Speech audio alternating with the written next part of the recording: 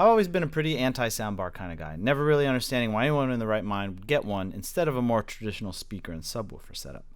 But recently, as I was considering what to do in my own living room for audio, I decided that they might make a great solution to improving the sound without actually having to get into a whole speaker, amp, and receiver setup. So in my living room, I have a 60-inch TV mounted to the wall, but the audio is so bad coming from the TV speakers that's really hard to understand what people are saying a lot of the times. Plus, I really wanted to be able to listen to music in the living room and at least be able to feel a little bass and have the room filled with music without fussing too much with components and wiring. Now with soundbars, you obviously aren't going to get anywhere near the audio quality or fidelity you would from a pair of floor standing speakers and a separate subwoofer, or even a couple of bookshelf speakers like my Van 2 T1s. But that's not really the point. With the soundbar, you get something that's super easy to set up and install, doesn't take up a lot of space, looks pretty nice, and dramatically improves the audio compared to the 5-watt speaker you find in most TVs. So after doing a little research, I decided I would spend about $250 or so, and that should be plenty for what I was trying to achieve. Initially, I found a fairly highly rated soundbar with the Sony HTC T780s, but that unit has been discontinued, so I didn't really want to review it. Finally, I came across the recently released Samsung HW-M450s and the Klipsch R-10B soundbar, which has been out for a few years, but you can still easily find it to buy. Now, these are two of the highest rated soundbars on Amazon, both with a 4.4 star rating, which is pretty solid. The Samsung sells for around $200 and the Klipsch costs $300, so I decided to get both and test them out to see which was the best soundbar for the money. So let's go ahead and check them out. Alright, so here you can see I have the Samsung soundbar hooked up first, and it's here in my living room. As I mentioned, I have a 60-inch TV here, so it gives you a little bit of a sense of how wide it is compared to sitting under a TV. Now, this is 36 inches across, so it's exactly 3 feet, and you can hopefully see through the mesh a little bit. There's 2 oval speakers on each side. They are 3 inches across and 1.5 inches tall, and then there's a little tweeter, 1.5 inches tweeter on each side as well. You're not going to expect a lot of, obviously, big mid-range coming out of there, but it's good for what it is. Now, the thing with a soundbar is you get some stereo separation versus just, say, like a regular Bluetooth speaker, which is all compact. And that makes it, gives you a little bit better audio effect just when you're doing simulated surround or just watching TV. And so it works pretty good. And you can see it's obviously a simple setup. There's not a lot of wires and things like that. The other thing with soundbars is, of course, you get a matched subwoofer. So over there you can see there's a 7-inch subwoofer. It's front firing. There's no volume control, but you can control the subwoofer volume with the remote. But there's no dial on the back. It's just plug it in and it wirelessly connects to the soundbar and you're good to go. So super simple setup. There's different audio modes on here, different sound modes. I just keep it on surround all the time, but there's other sound modes you can turn on: music, movie, I think sports, clear, or standard. But as soon as you use any of those modes, it turns the surround mode off. So I just like to keep it in surround mode and just leave it at that. The other thing about this Samsung is it's really nice because it has a lot of inputs in the back. So there's 2 HDMI inputs, there's a auxiliary input, and there's a digital optical audio input. There's also a USB port in the back, which is nice. And then you have your manual controls on the side. So there's a power button on the side, there's a source input switching button, and then there's volume up and down. So there's just 4 buttons on the side, really easy and simple. Now, I think most people, if you're going to have multiple boxes, PlayStation, a cable box, things like that, people are going to plug all that into the TV. And then the HDMI input on this is ARC enabled, which means you can you only have to connect one HDMI cable from your TV to the soundbar. It'll transmit the audio that way. So I just have the Apple TV hooked up, and what I use is the remote control, the Apple TV remote to control the whole system. And what's nice is with the switching. So once you get all your power settings set up, it depends on your TV, but you might have AnyNet Plus, there's HDMI-CEC controls, or in the Apple settings, you'll see the things where it's like, do you want to control your receiver? Do you want to control your volume? So you just got to play with those settings. I'm not going to really go over that too much because everybody has different setups. But with this one, I'm able to just hit any button really on this remote and it will switch the whole system on: soundbar, Apple TV, and my TV will switch on. And you'll see it here, which is pretty nice. And I can also put everything to sleep by just putting it to sleep, and it will shut everything off. So the audio, the input switching and everything, and power on and off works really nice. So now, in addition to all the inputs in the back, you can also, it's a Bluetooth speaker as well. So if you wanted to Bluetooth connect it to your phone, you can listen to music that way. That's not the way I do it. I have a Chromecast audio, as I mentioned, plugged into the optical audio input in the back. And I think that works pretty nice. So right now I have my phone streaming to the Chromecast audio, and all I have to do is turn this on, switch it over to the digital input mode, and I should hear music here. That will be playing. Now, there's one small caveat I wanted to mention here with the auto input switching is once I turn that select the D input, If I control volume here on my Apple TV for the first time, it will switch over to the HDMI input automatically. Now it only does that the initial first time, but once I switch it, it's an easy enough workaround. You just switch it back over with this, and then you'll be back in business. And then you can go ahead and control the volume. You know, it's just something to point out. It's not a big deal, but depending on your own setup, you might have to just be aware of that workaround. And that's really it. As far as features and you know, inputs on it's pretty straightforward. Really what you guys probably want to hear is how good it sounds. So what I'm going to do is demo Game of Thrones, because I think Game of Thrones is the best way to demo home theater speakers or anything having to do with movies or home theater audio, because you know, there's all different kinds of dialogue and accents. A lot of times they're speaking in caves and castles. There's horses running around, explosions, dragons, breathing fire.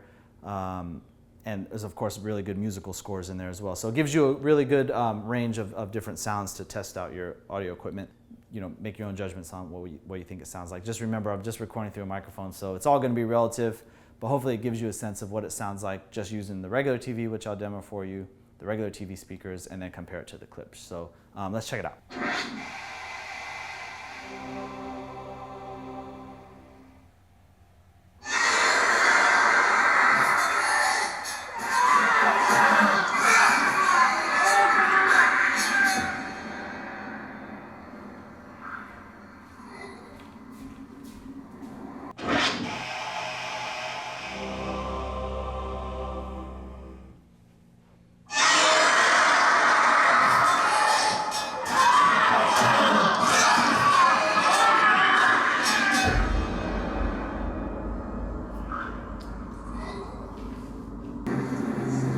Your job. Your only job.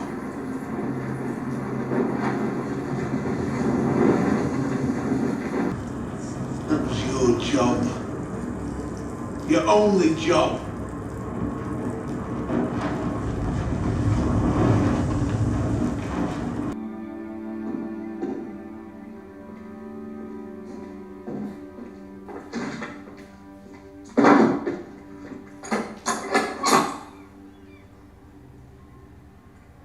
What are they doing here? Protecting me, I assume?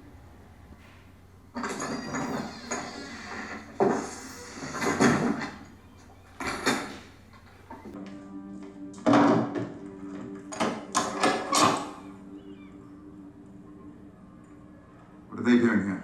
Protecting me, I assume?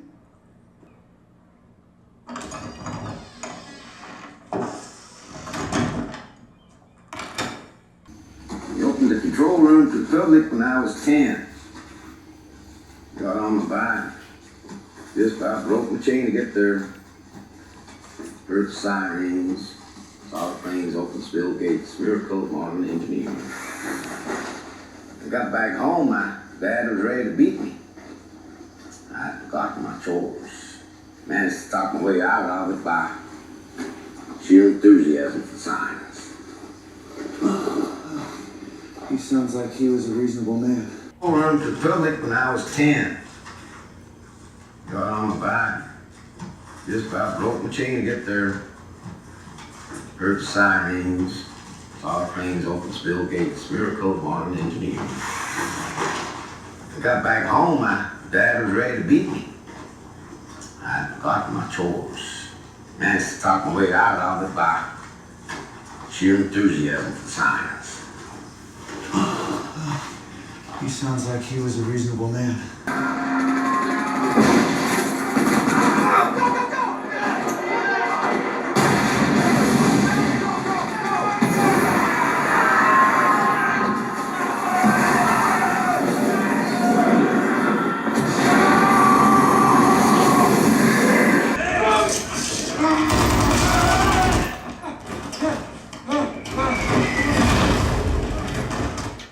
All right, now next up, I just wanted to talk a little bit about the Klipsch soundbar.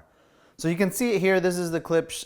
It retails for $300, which is $100 more than the Samsung.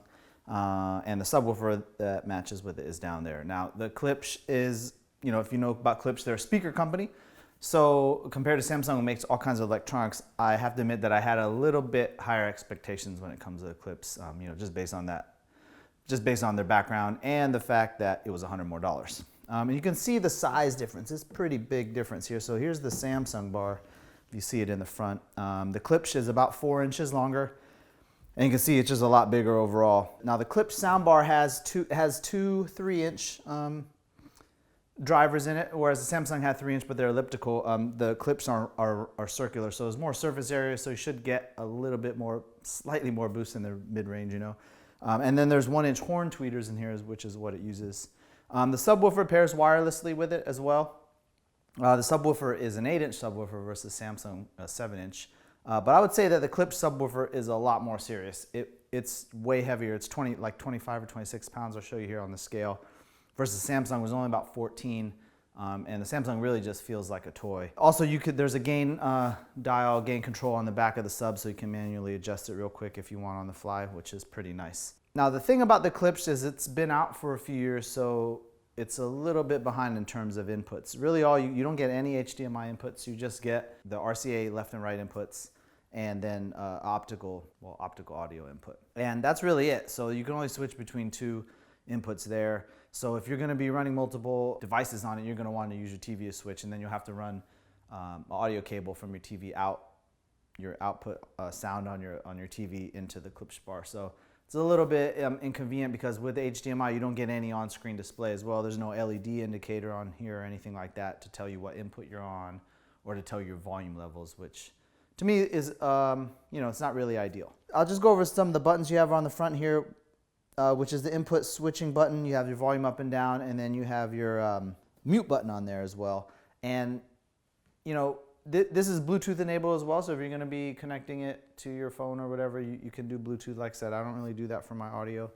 But, there's just, all there is on here is a little green LED indicator to let you know it's on, and when you change the volume up and down, it kind of blinks.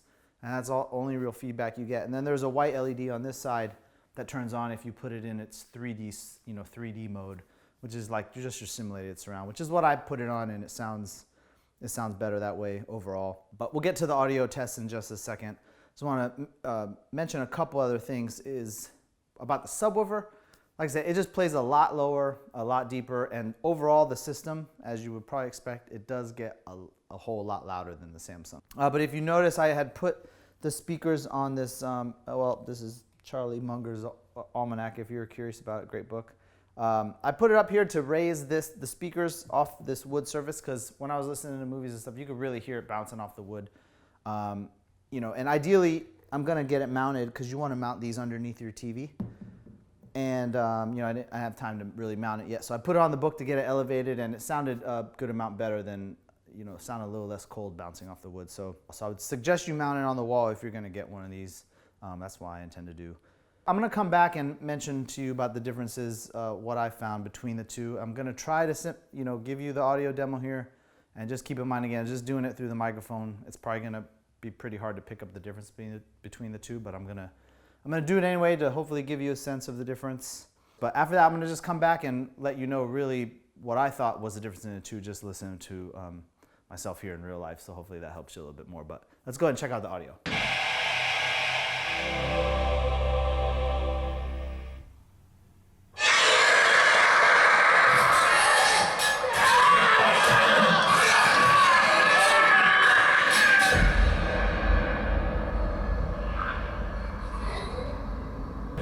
That was your job. Your only job.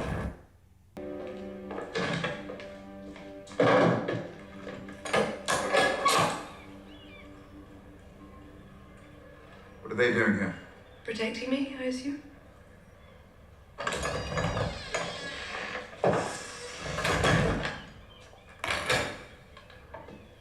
They opened the control room to the public when I was 10. Got on my bike. Just about broke my chain to get there. Heard the sirens. Saw the planes open spill gates. Miracle of modern engineering. I got back home, my dad was ready to beat me. I had forgotten my chores. Managed to talk my way out of it by sheer enthusiasm for science.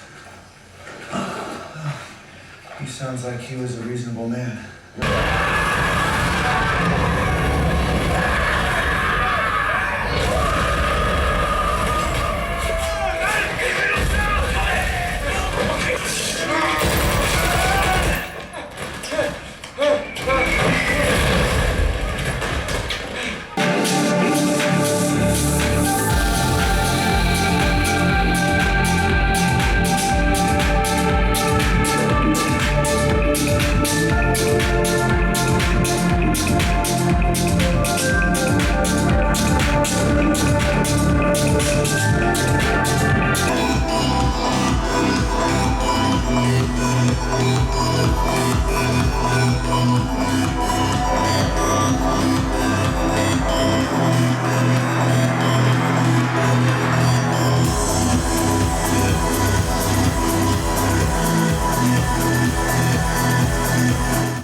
The Klipsch sounds just a lot bigger. You know what I mean? It fills up the room a lot more. There's way more low end, way more bass. It just gets a lot louder overall compared to the Samsung, although I was happy with how the Samsung sounded for music. When it comes to movies, you know, I should say that there wasn't a huge increase in the amount of, well, as far as the clarity of dialogue. To me, I didn't get hardly, I would say maybe a 15% improvement using the soundbar over the TV speakers. And difference between the two was, to me, negligible. So you don't get a lot of better dialogue clarity, but what you do get is a much improved audio experience overall, just watching movies or TV shows. Because you get the subwoofer, so there's a lot of, you know, you get all the low frequencies. You know, when it comes to music in movies and explosions and things like that, it definitely adds a lot to get a soundbar. But with that being said, I definitely like this. I preferred the Samsung over the Klipsch. To me, I would have kept the Klipsch, except there was a problem, not a problem, it just had too much treble for me. The horn tweeters it uses is way too much sibilance. And you know, I don't want to get into like critiquing the audio fidelity of the soundbars, obviously, but just there was too much highs coming out of there, and I really like treble. It took away from the music. I'm play you a quick clip here to show you what I mean, and I'm just gonna do it real quick because I don't want any copyright infringement, but this should be able to show you what I'm talking about. Look, I got a big amount. I think I'm the biggest out. Got hits and I ain't gonna put them out. So hopefully that gave you some idea. You can see that was really a deal breaker to me. So I like, you know, if I'm choosing between the two, I definitely prefer the Samsung. The Samsung has a cool little display in the front, which is nice to know what your volume levels are, because you don't really realize how much you miss it until it's not there. So that was nice. Of course, all the flexibility of the inputs in the back, and you know, it's not really as obnoxious looking out here. You know, I don't mind having a bigger speaker system set up if it's going to be, you know, a way better improvement. But in this case, it really wasn't. I mean, it played a lot louder. The subwoofer was better, but to me, that's about it. You know, the highs really detracted from it. So if it was up to me, I think the Samsung's the way to go. It's $200, and at $200, I think it is actually a little bit pricey for what you get. Be a little bit better deal at $169. But it did come out originally at $300 bucks. You can get it for $200 now, and actually a lot less if you pick it up, let's say at like Best Buy or something on an open box. There's one other thing I should mention is that with the Samsung system, you can add some rear surround speakers. There's just little tiny speakers, and they're wireless as well. So if you want to, you know, give yourself a little bit more added effect, you can add these speakers, and for not very much, and it's kind of cool, flexible option you can get with the Samsung. But that's all I really have to say. If you have any questions, leave them in the comments below. I'll definitely answer them. But thanks a lot for watching, and you guys take care.